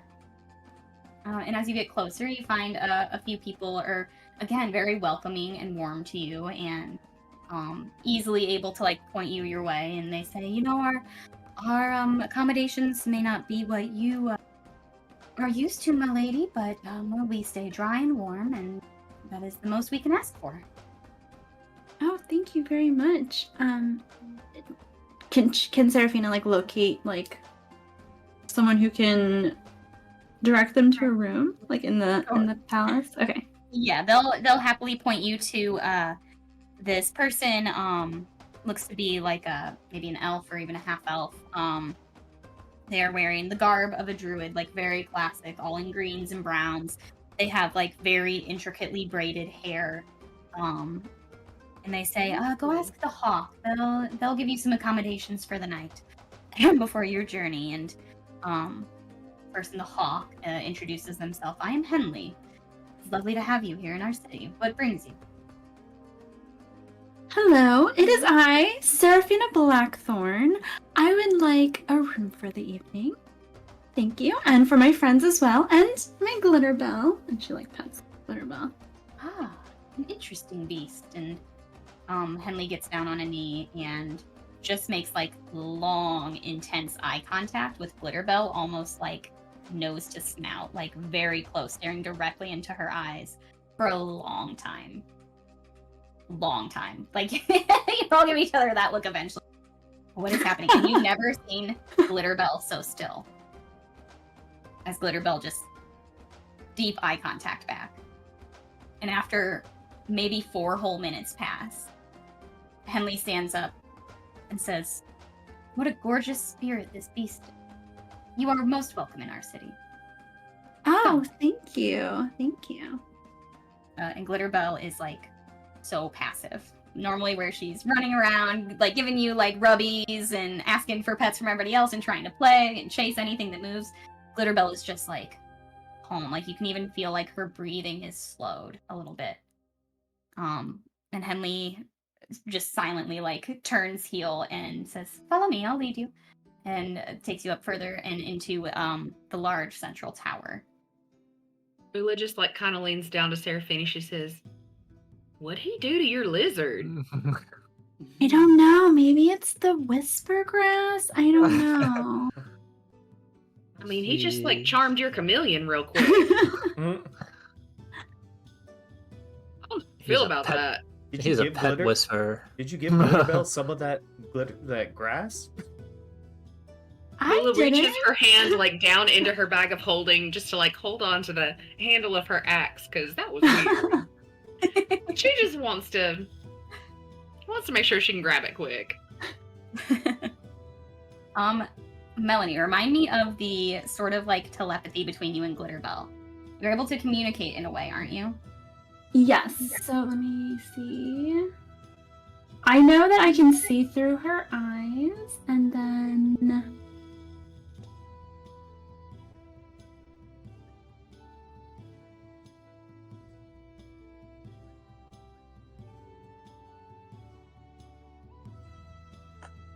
trying to find it in my character sheet. Do you guys have it to down? I'll check. Come on. Pretty sure it's a telepathic link and it can speak your language as well as its. Okay, so we can communicate with each other. It's more like thoughts and ideas, but you can still like not like a language. We can just like you understand each other. Okay, it is a language, but it's a language onto itself, like something that you both would understand. Yeah. Okay. And I would say, especially between you and Glitterbell, there's so much of a level of mystery still that you do know that you can understand, but as far as like the mystery of what Glitterbell is and why and all the things, doesn't ever quite read in a way that makes sense to you. But regardless, you're welcome to like try and figure out what's going on with Glitterbell if you would like to. Yeah, I kind of want to. I will also stare into her eyes. What she looks I'm just at. like, I got like a very furrowed eyebrow, like. Glitterbell like I'm tilts her head. Like, gonna yeah. grab Killian's face and do the same thing to him. Just stare right into his eyes. Holding. No, we're not doing this. No. It was 4 minutes of my Understand life each I'm other. never getting back. But we can understand each other, Killian. You can Use your understand words. me. But we gotta do it at a deeper level.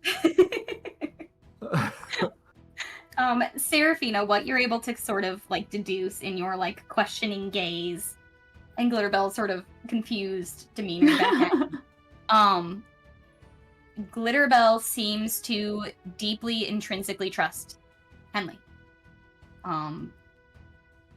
Glitterbell just seems like for the first time maybe Glitterbell herself feels a little bit seen and understood in a way that even Glitterbell doesn't really understand. He sees her. Killian, I see you. All right. I see you too. I see you too. That's good. Okay, and I you point all at follow. Bula and I use message and I say, now we can be part of the club too. You're doing that I thing think where you Eidos is just talk in my standing there, brain. empty wine glass, just what is everybody staring at?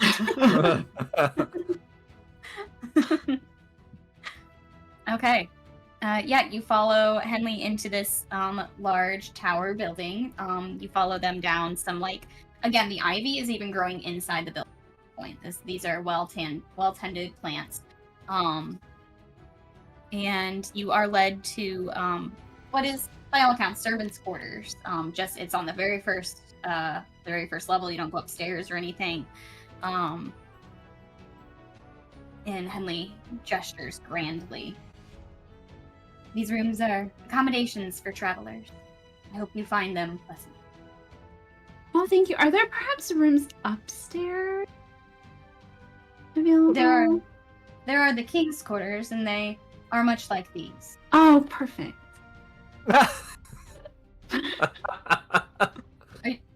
Do you have an appointment with the king? Is he here? Is he staying here? Henley turns and like whispers to an ivy leaf and then listens. The king is occupied and has no appointments today. Would you like to make an appointment with King Simmond? Oh, yes, I would love to. Thank you. Okay. Whispers to the leaves again. Listens. No, that won't do. No. Whispers again. Listens. The king will be available in 2 weeks' time. Would it Shall change I- your mind if I told you that we had not one, but 2 princes and a noble lady? It may change my mind. I highly doubt it will change the king's or the plants. The plants are very strict Not with a the very good schedule. level to of be quite decorum, frank. but okay. These flora and Plants are fauna very keep them quite occupied. Okay, well, I guess this will have to do for tonight. But in 2 weeks' time, I would like to put my name down for an appointment. And you said you are Lady Seraphina Blackthorn? Yes, it is I, Lady Seraphina Blackthorn. Please, actually, I'm sorry, I wasn't clear. Direct that to the Executive Assistant Ivy. Oh, yes. Executive Assistant Ivy, it is I, Seraphina Blackthorn. I would like an audience with the king as soon as possible. You have a way with the flora, thank you. We will see you in 2 weeks' time. Ask for King Simmond. Arrive any time between noon and 3 p.m. Okay, perfect. And then tell me more about what happened with my glitter bell with the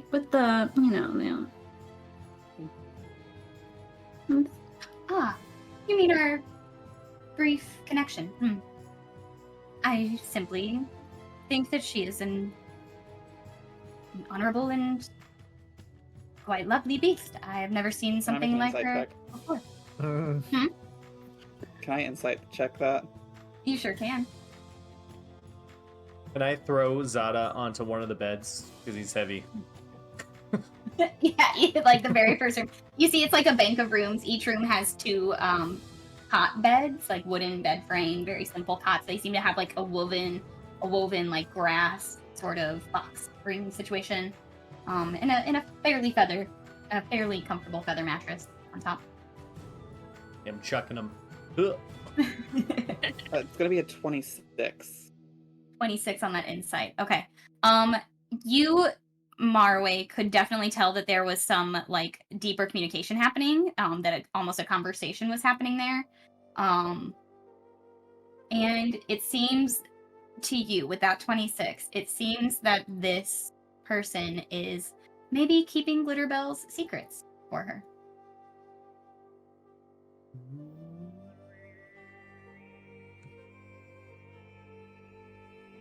Sus. Secrets even Serafina doesn't know. That's what I'll say. Glitterbell has already like jumped up onto the bed at Zata's feet and curled up on top of his feet because it's such a small bed and they're both so big.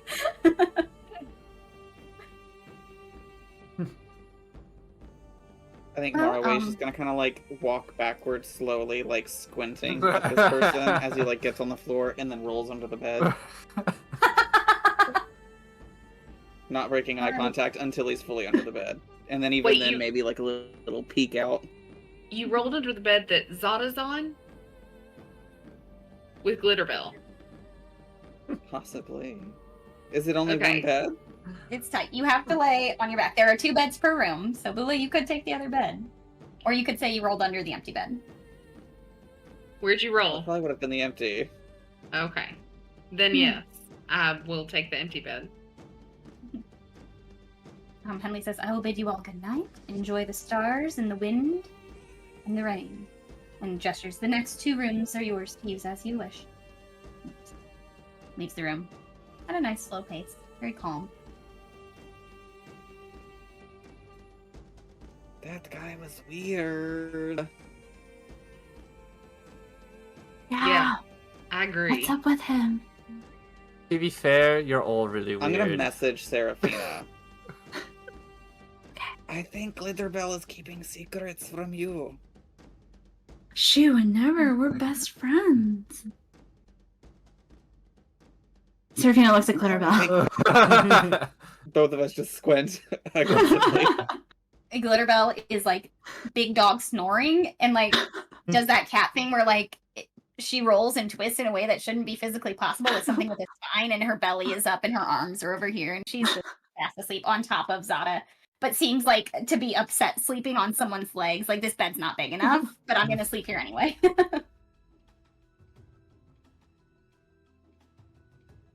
What secrets does she have?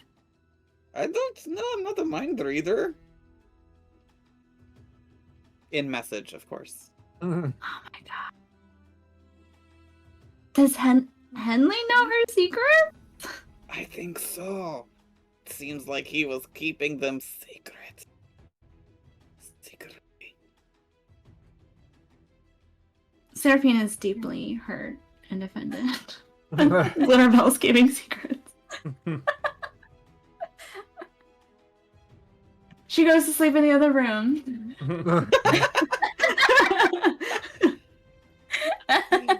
Bye, Glitterbell. Glitterbell keeps on snoring. Zata, your feet are nice and toasty under 70 pound of dragon. It's like a weighted blanket. Kind of nice. Okay. Yeah, Killian's gonna grab a room, probably take Ados with him, so Serafina can have her own space, because, you know, can have her own room. That's right. We know our plays. Goes just like 1 second, and he like very like slowly, because he's still feeling the effect of the whisper grass. He like you hear just like the scraping of bed legs across stone as he like slowly inch by inch brings the second bed from Seraphina's room into Killian to make himself a double wide bed. That's so smart. Yeah. And he falls asleep diagonally across it. Seraphina Okay. falls asleep with her ugly shoes on. Yeah. I'm just gonna lay down with Sir Lavender and go on to Sleepy Land. What's Bula thinking as she drifts off? So, I don't know, but Bula's a little bit weirded out. She's also got that whole thing in the back of her head that apparently every time Marroway goes to sleep, he could die. But then maybe he'd come back even if he did. But then what if everybody else goes into his dream again and she's just not there? And she also kind of wants to know, like, is there a secret to that biscuit making recipe? Or is it just because they're cats? And then she wondered